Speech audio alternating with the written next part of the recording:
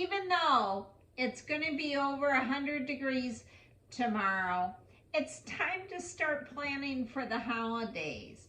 And there are some plants, such as the cotton lavender, also known as a Santolina plant, that is perfect for an elegant Christmas planter.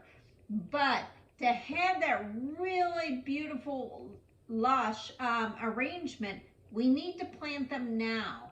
And then you just tuck them away behind all the other pots until it's time for it to have its great appearance.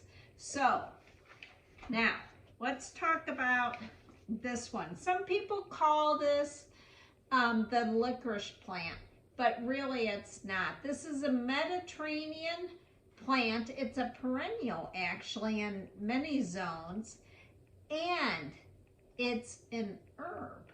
So what am I going to do with this? I'm going to plant them pretty closely in this urn, because this is the urns that I'm going to use. I have a couple of these, and I'm going to plant them. And remember, when you plant stuff closely, it's going to produce height, not width. And now you probably notice that I'm planting this without any fertilization. This is a Mediterranean plant that likes dry soils, which is perfect for me, and it doesn't like a lot of fertilization.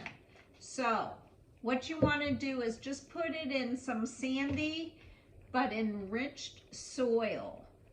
And I'm placing these, I guess, about 3-4 inches apart. And I'm putting them pretty close because these will kind of overhang the edge. Now, for the holidays, I could put some ornament in here if I want to, but I think it's just beautiful in these containers. I've done this before also with a couple other plants, and which we're still gonna, I'll share with those later.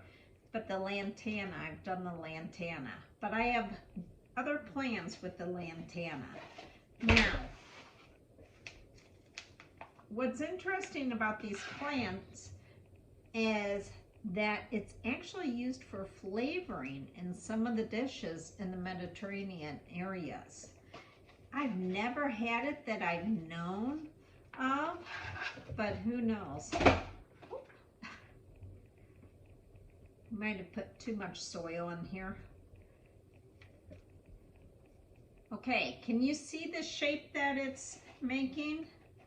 I mean, this already looks great. Now the secret is, this loves the sun, so it needs to be in the sun to really get the growth going. But you really don't want to display it, because you want this to really be a headliner. I'm going to have 2 of these at the front door at the holidays on the inside. And my grandson will probably put some bells hanging on it. Who knows? I let him do his thing. Okay, so that's it. Now this will bush up. Now, as it starts bushing, I'm just going to kind of just trim it, because I want a really dense look. Some people like it more sparse, but I want it dense, and I want to mound it.